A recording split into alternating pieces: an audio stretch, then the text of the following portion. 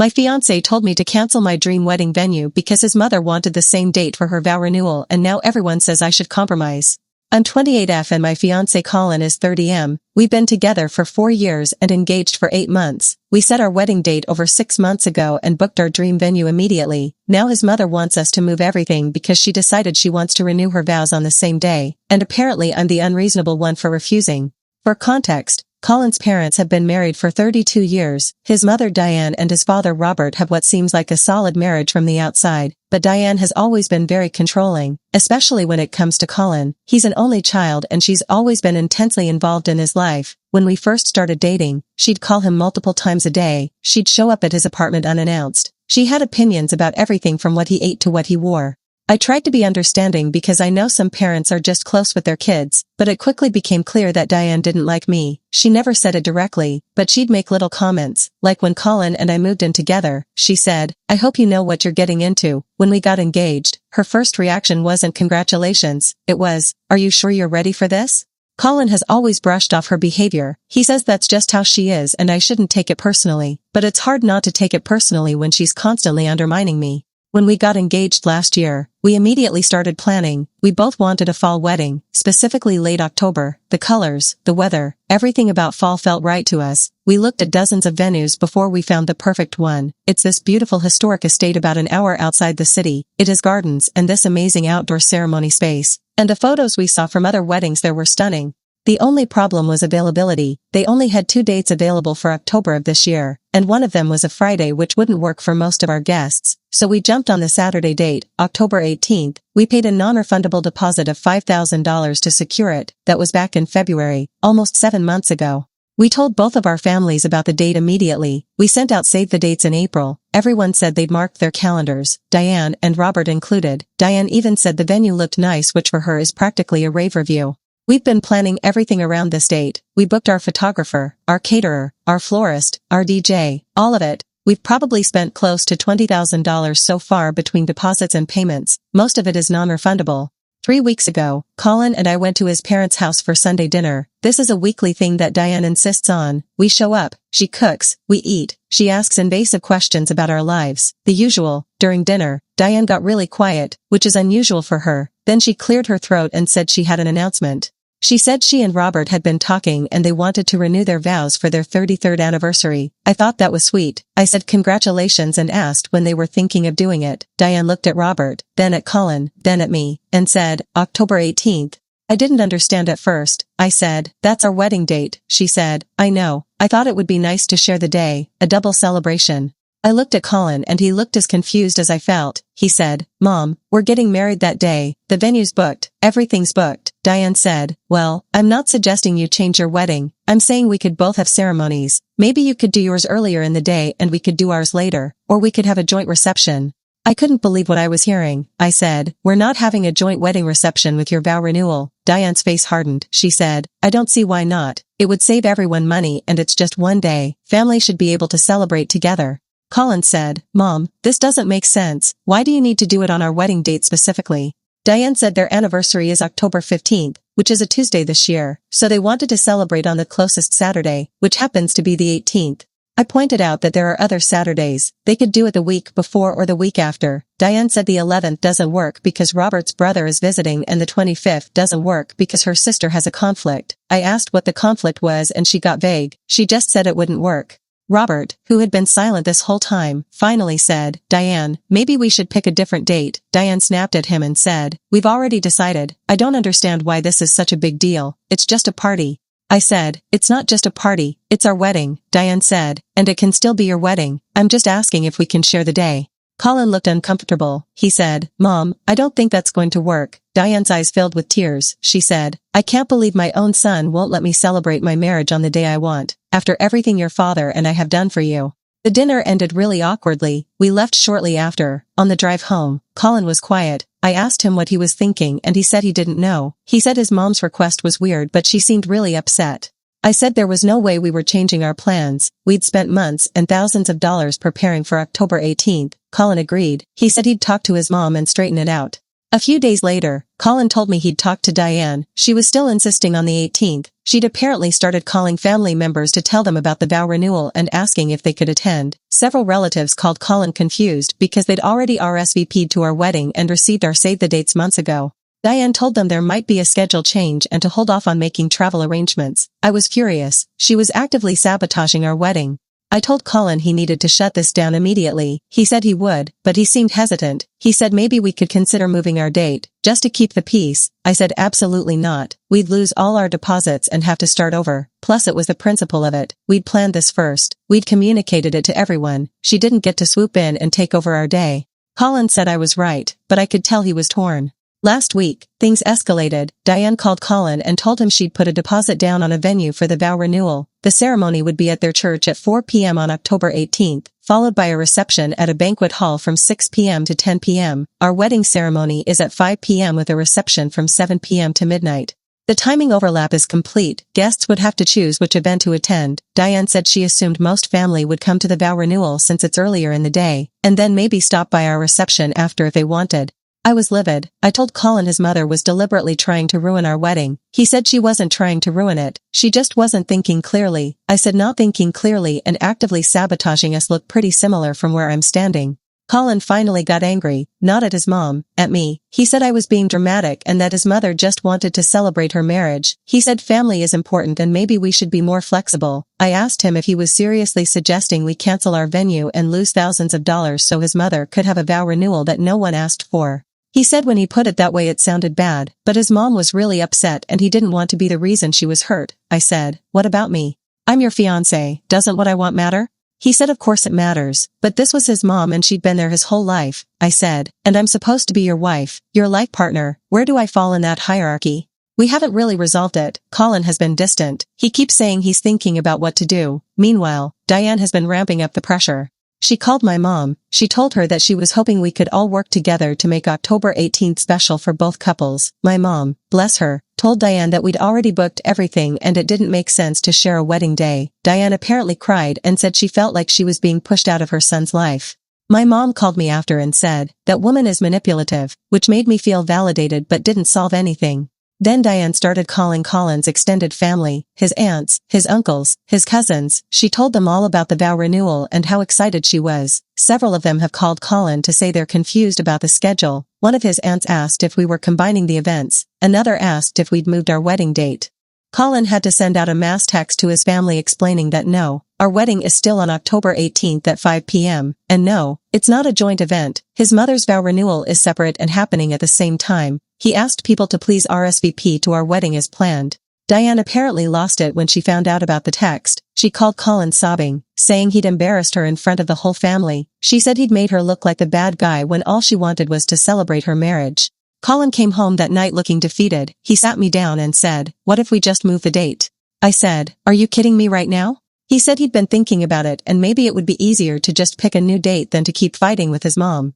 I asked him if he realized what he was saying. We'd lose all our deposits. We'd have to find a new venue, book new vendors, send out new invitations, all because his mother decided on a whim that she wanted our date. He said he knew it wasn't fair, but he was stuck between the two of us and he didn't know what else to do.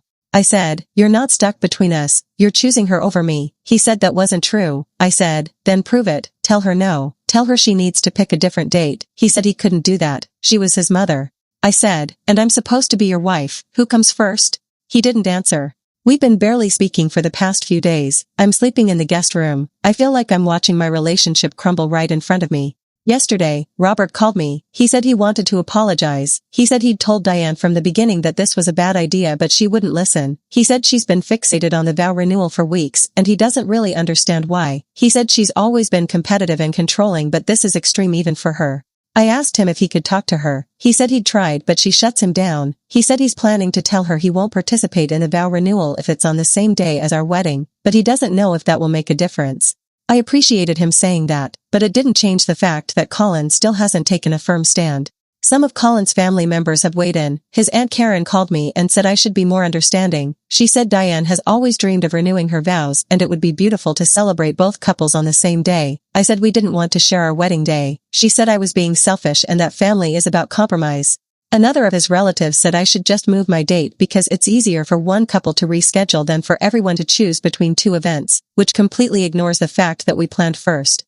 My own family is furious on my behalf. My mom said if Colin doesn't stand up to his mother now, he never will. My sister said this is a preview of what my whole marriage will be like if I don't set boundaries now. My best friend said I should call off the engagement entirely because Colin's showing me who he is.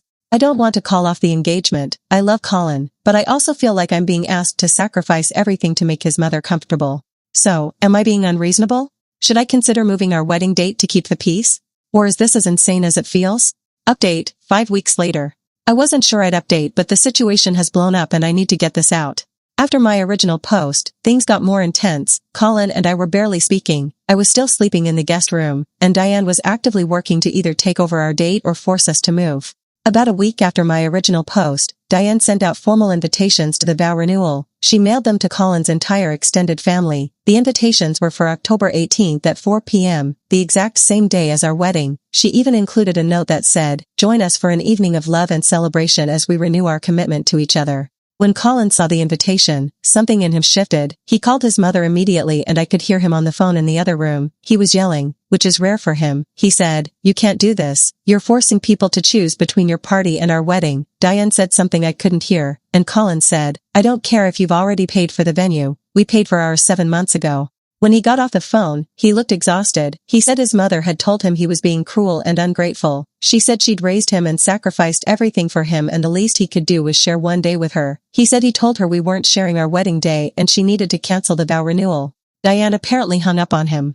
The next day, Robert called Colin. He said Diane had locked herself in their bedroom and was refusing to come out. She was sobbing and saying that Colin hated her and was trying to ruin her marriage celebration. Robert sounded stressed. He said, "I think she's having some kind of breakdown. I don't know what's going on with her, but this isn't normal." Colin asked what he wanted him to do. Robert said, "I don't know, but she's convinced that if you don't let her have this, it means you don't love her." Colin said, "That's manipulative." And Robert said, "I know." Over the next few days, more of Colin's family started reaching out. His Aunt Karen called again, this time to tell me that Diane was devastated and that I should have more compassion. I said Diane created this situation by trying to hijack our wedding date. Karen said I was being stubborn and that a good daughter-in-law would find a way to make everyone happy. I told her I wasn't Diane's daughter-in-law yet, and at this rate I might not be. She gasped and said, "You'd really call off your wedding over this?" I said, "No, I'd call off my wedding because my fiancé won't stand up for me." She hung up.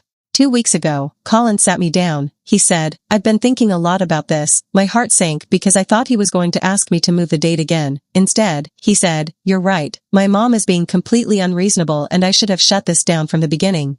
I felt relieved, but then he said, "But I don't know how to fix it now. She's already sent out invitations. She's already put down deposits. If I force her to cancel, she's going to be humiliated in front of everyone." I said, "She humiliated herself by trying to take over our wedding." He said, "I know, but she's still my mom. I don't want to hurt her." I said, "What about hurting me?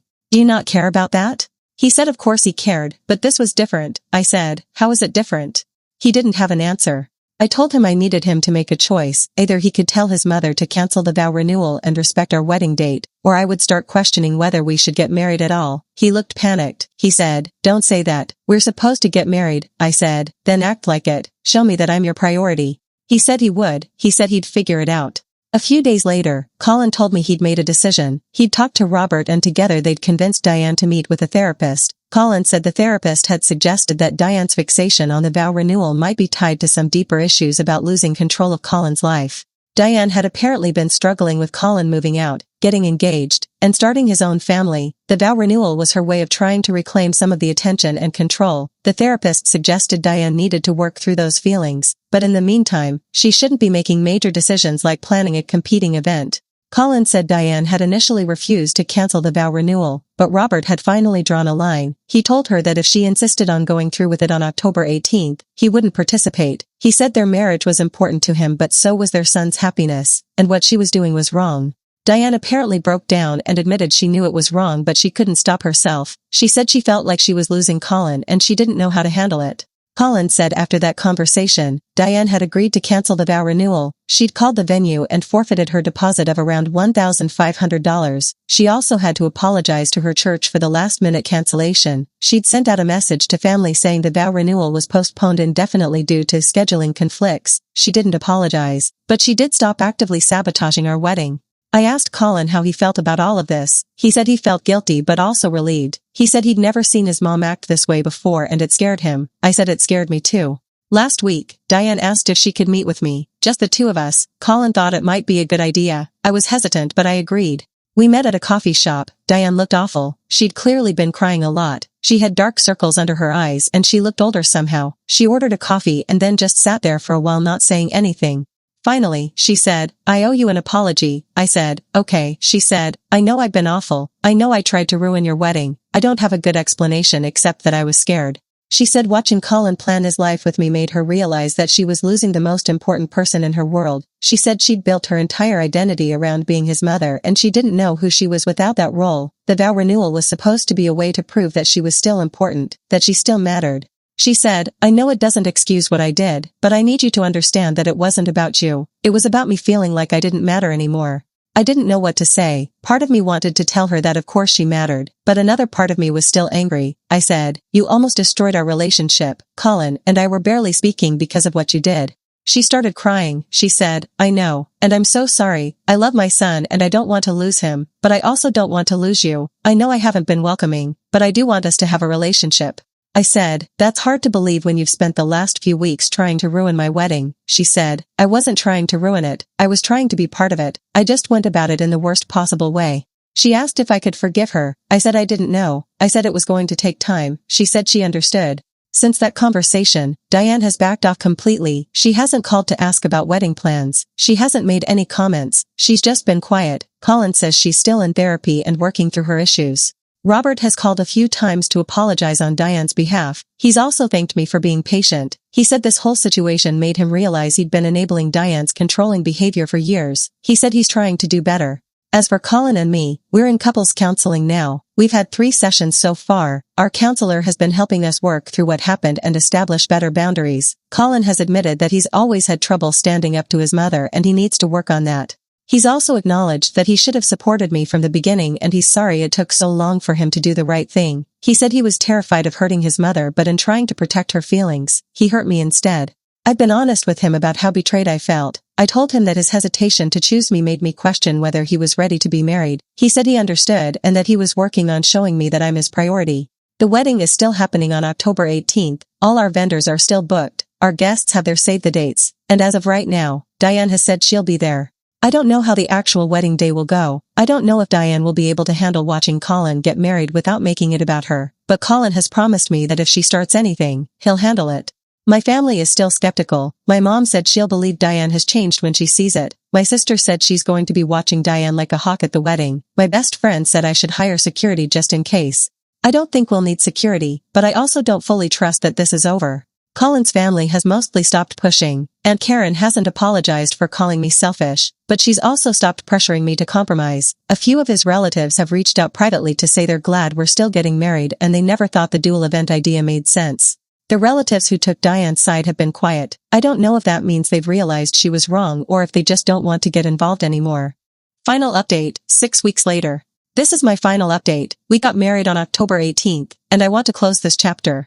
In the weeks leading up to the wedding, Diane kept her word and stayed out of the planning. She didn't call asking about details. She didn't offer unsolicited opinions. She just stayed quiet. Colin said she was still going to therapy every week and working on letting go of control. About 2 weeks before the wedding, Diane asked if she and I could have lunch. I was nervous but I agreed. We met at the same coffee shop where we'd met before.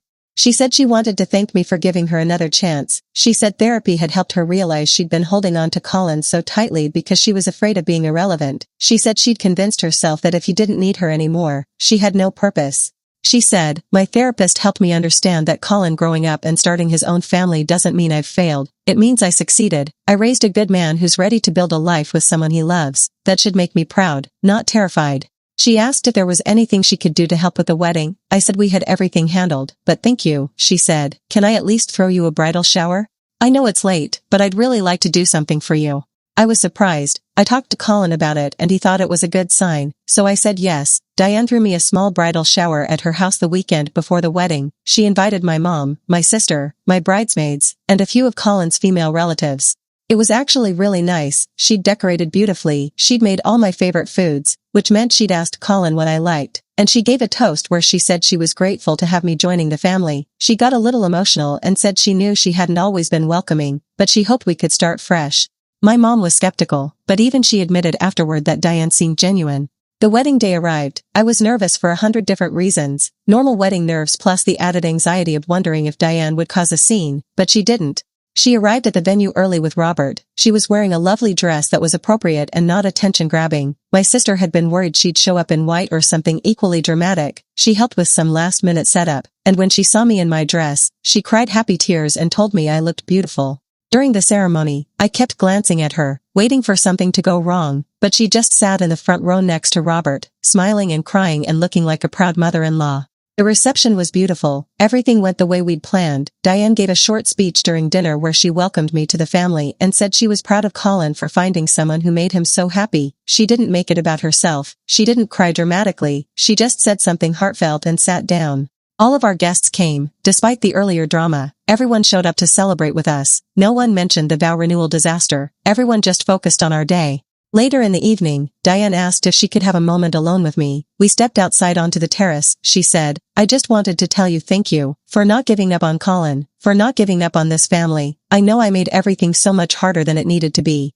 She said, "I hope someday you can fully forgive me, and I hope you know that I really do want to have a good relationship with you, not just because you're married to my son, but because I genuinely like you and I'm sorry it took me so long to show that." I said, "I appreciate you saying that." She said, "I mean it, and I promise, I'm going to work every day to be the kind of mother-in-law you deserve." I don't know if she'll keep that promise long term, but in that moment, it felt real. The wedding ended up being everything I'd hoped for. The venue was perfect, the weather was beautiful, our friends and family celebrated with us, Colin and I were married, and Diane didn't ruin it. In the 6 weeks since the wedding, things have been cautiously good. Diane texts me occasionally, just to check in or share something she thinks I'd find interesting. She's not overbearing, she's not intrusive, she's just present in a normal way. She still sees her therapist regularly. Colin says she's made a lot of progress. She's joined a book club and started volunteering at a local animal shelter. She's building a life that doesn't revolve entirely around being Colin's mother, which seems to be helping. Colin and I are doing well. Couples counseling helped us work through the damage that the whole situation caused. He's been much better at setting boundaries with his mother, and I feel like he's finally prioritizing our marriage the way he should have from the beginning.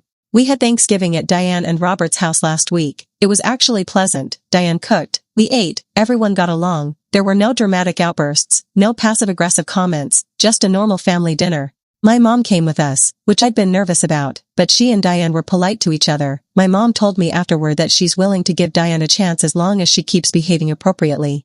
I know some people probably think I'm naive for believing Diane has changed. Maybe she has, maybe she hasn't, maybe she's just on her best behavior, but I've decided I'm willing to give her a second chance, not because I owe her anything, but because staying angry was draining me. That doesn't mean I've forgotten what happened. I'll always remember that she tried to hijack our wedding and that Colin initially chose to protect her feelings over mine, but I'm choosing to move forward. Colin knows that if his mother ever pulls something like that again, I won't be as forgiving. He's promised me that he'll never let anyone, including his mother, come between us again. I believe him, but I'm also watching. As for our marriage, it's good. We're happy. We're building our life together. We're talking about buying a house, maybe starting a family in a few years. We're moving forward.